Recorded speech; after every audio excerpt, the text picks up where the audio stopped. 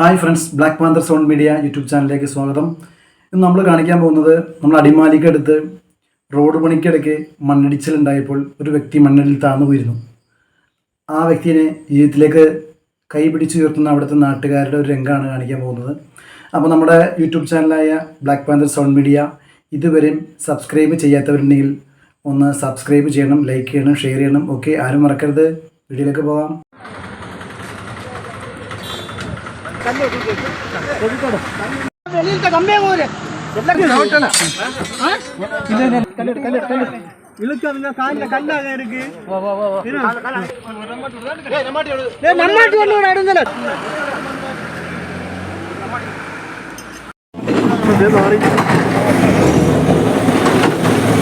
നാറി വലിയ കുഴപ്പമില്ല.